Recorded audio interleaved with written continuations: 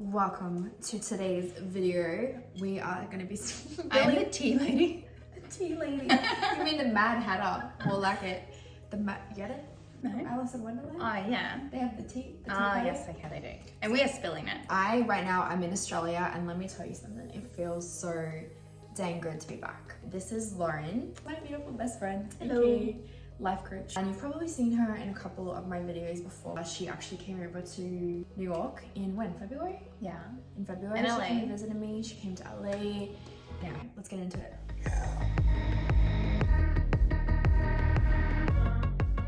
What is the craziest memory you two have with each other? We have some bangers. There's some bangers. But I think the craziest is from Turkey when that guy... Oh, okay. You have to tell them the story. Okay, so this was in 2019? Yes. Big Europe trip. We went to Europe, we were in Turkey, and this guy had messaged me, and he was like, "You're beautiful, I would love to take you out." Like, newly single, had gone through this divorce, was in my healing girl era. Apparently, don't do what I did. You have to actually heal. This was me trying to cope. I responded to him, "I'm in Turkey," and he's like, "Well, I'm gonna come there and take you out." Like, telling Lauren, I was like, "This guy's like flying to Turkey. What do you mean? He was with a big group of your friend. Who is this man?" I was also a bit butthurt because I had like planned to go on stuff with her, and now she's gonna go on it with this like random guy. I was like, cool. So he flew all the way to Turkey from Australia, and he planned this like first date, which was to go up in this hot air balloon, and they got like Beautiful sunrise. 4 a.m. And you're not a morning person I'm anyway. not a morning person. You guys know I'm not a morning person. And anyway, so that was like that was a pretty crazy date. That was definitely setting the bar high. It went well. Like, obviously not that well because we're not together now. But you know, it was fun. But he immediately had to pass the friend test because you were with, like, on this holiday with all these, like, people. Really ambitious, though. I could never. I mean, that's like next level. Yeah. Commitment to fly across the world to take somebody on a date. But also go where all of their friends already got. Okay. He followed you. That's this puppy. Yeah, he did. He definitely followed. He got actually the He had reason. little love heart eyes. Yeah. Anyway. So that was a crazy. Yeah, that was crazy. Anyway, moving on to the next question. I'm glad that is out there for the internet to know. Anyway, Lauren, I'll just let you take this one. So what do I think of Robbi's exes? That's a juicy one. What do I think? It's a bit spicy. I'm gonna assume that this is relationships that have been like a long-term relationship. I mean, I've only had 2 long-term relationships. One was 7 years and one was 4 years. Yeah. Which is basically my whole adult life, so. Trauma. My answer is, what do I think of them? So, well, I think in a blanket term, they both just...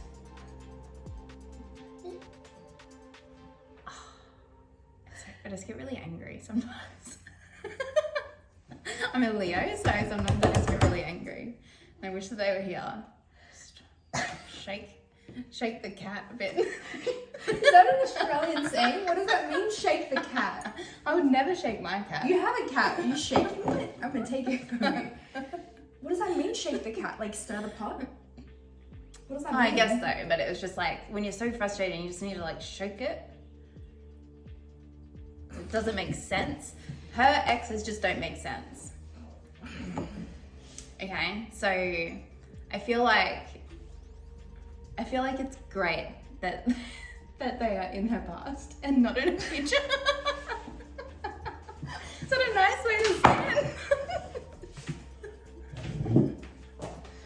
Oh, Lauren! What? Oh. Do you disagree?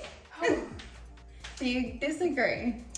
I feel like they both served like an incredible purpose as well. That's a more positive thing, is that I feel like in both scenarios you transformed during the relationship, and not only during, were you able to like grow and love, and you know, because like love is the strongest emotion that we have, right? So for you to have had the experience to love twice is so special. Some people don't get that at all in their lifetime.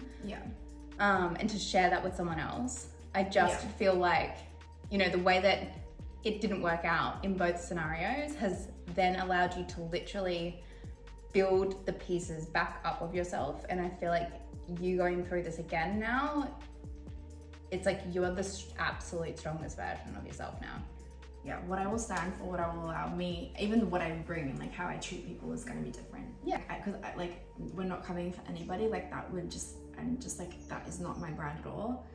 But the first partner was just not a good guy. He was just like, that was bad. Like that, he was like just not a good guy. And I definitely missed a lot of red flags. Yeah, because it was your first, like you wanted only to be married Yeah, once. I mean, who wants to be married multiple times? I mean, definitely not You know, me. like, so you're gonna put up with things and overlook things because you want it to work. Yeah. Because that's your plan A and you don't have plan B. Yeah, that was like plan B. I mean, when I was 13. But then in saying that, then obviously my other relationship that I was in for 4 years, that it just wasn't right. Like, it, you know, sometimes it's just not right, and it doesn't need to be like a bad ending. Yeah, it wasn't. Yeah, it wasn't, not at all. But just it wasn't my person, it wasn't right for me right now. So yeah. Yeah. Okay. That was a little spicy. What was your biggest argument and how did you resolve it? Between you and I mean, have we had an argument? I feel like we just tell each other how we feel. Yeah, we communicate pretty well, I think. Yeah. And it's like if someone's taken something in a particular way, yeah, we just communicate that. How did you resolve it? Arm wrestle. We can't do a virtual arm wrestle. I think it's really hard also, like when you're trying to, like, if you feel a certain way in a friendship, but they like are overseas, like long distance friendships or relationships are just like difficult. Yeah, that's true. I think we really have. I think the way that we resolve it though is that we always assume that each other have done the best that we can in that period. You know, so it's like if we don't get a message back straight away or something, or we don't get the support that we are looking for, that's true. We assume that it's because our other friend isn't being malicious. It's coming from a place like maybe they are going through something, or they're just like under-resourced. To summarize what you just said, is like the blind leading the blind. We just do our best. We don't badmouth each other like ever. Like I think that's even in relationships too. You have to assume that it's coming from a good place. Like it's never coming from a malicious place. Yeah, well, I feel like otherwise the other person gets really defensive. Yeah, it's true. You know, and then that's where the actual conflict comes out. But it's not true. Between those two people, so we do that well. Right, there's a question here. It says, since becoming older, which, by the way, newsflash, we're all getting older, have you noticed your pretty privilege increase or decrease? You're absolutely gorgeous, of course, but is it true that even someone as beautiful as you can have decreased pretty privilege since you're above the age of 25? Don't take this as an insult. Genuinely curious. So am I.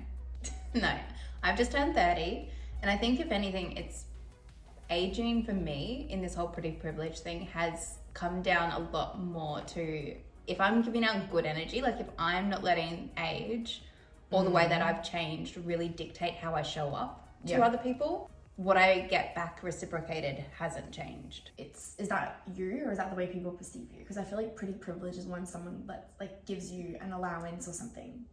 An allowance? Yeah, not like a physical money allowance. Like they treat you differently. They're they're treating you differently. That sounded so bad. Like you get, like you forget your ID at a club, and you're like, oh my god, I'm so sorry, and then they let you in. I'm not gonna lie. Like I think that the older I've gotten, the more confident I get in who I am and the value that I bring to the table. And I think there's something about that confidence that shows up and that I project. And because of that, I feel like I haven't. It's a tricky question to answer, but I don't think people treat me differently. In fact, and here's the thing, I'm just put this out there right now. I don't think women peak. People seem to think that women peak in their early 20s. I just don't think that's true. I think as you become a woman and you become more confident in who you are, I think you get more beautiful. And I think when you're feeling that good about yourself, you're glowing from the inside, and people gravitate towards that. And I don't think that's necessarily a pretty privilege. I think that's just about being around the people that feel good, because I feel like also when you get older, like you see through people's persona and what they are sort of like presenting in looks and stuff, so you're also more gravitated towards the energy and people who aren't displaying things about like toxic behaviors and degrading other people, so then they feel better. Like if I don't let my own self psych myself out because of the idea that society has about age and wrinkles or fine lines or breasts not being perky enough, like they used to be, which is like a thing, like you look different in a bikini at 30 than you do at 20, but if you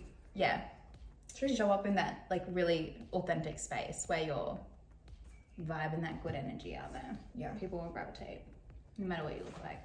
And I think the older you get, you just see through it. Do I think I'll move back to Australia? I'd like to know the answer. I get asked that all the time. I don't know. Here's the thing. 5 years ago, I never thought I would even be living in the US. Like, well, you went there for a 3-month trip. It was actually 2 months. 2-month trip. Like October, November. Fell in love with a man. And then I stayed there. Yes. And then COVID hit. COVID hit, and then it just turned into something like I had just bought a brand new car, had a house, like had my career, was doing dentistry. I had a dog, you guys. Lauren and I were actually we were about to move in. We're about to like get a place together. Like it was like life was just in such a different place 5 years ago, and then I just never came home. And then now, right now I'm like launching a couple of businesses, and my life is kind of based there right now, but eventually I could definitely see myself moving back. We've always had that dual citizenship and stuff with the US, so it's a long flight. It was a 25-hour flight. But you probably heard the quote, when you make plans, God laughs. No. Just saying you can't predict the future, basically. Yeah. I thought you would heard that quote.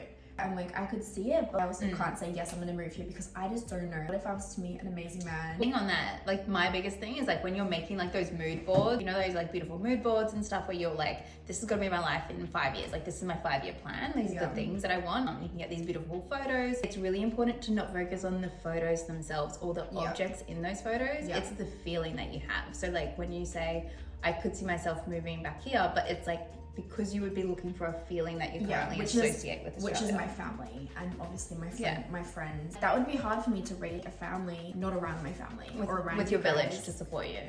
So definitely open to it is the long answer to that question. But all I'm saying is like I'm also open to God's plan and like just seeing where He takes me, and who knows? And look at where it's taken you so far.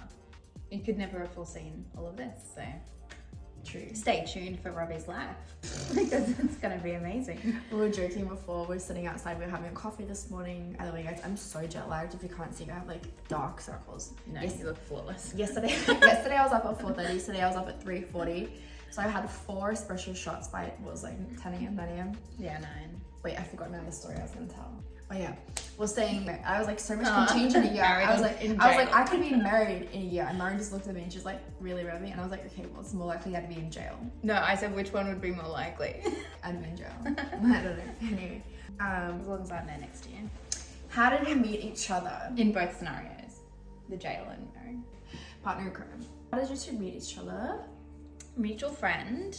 I guess we both had a bit of a social media account back in like what 2018, I think it was. I think I was actually a fangirl. So we had this mutual friend, and she's like, you have to meet my friend Lauren. And I looked at her account. I don't remember how many followers did you have at the time? I don't know, like 30,000. 30,000. At that time, I just had like I don't know how many, maybe like 15. Yeah, 15,000 followers. Doing dentistry. It was just like my hobby. Yeah.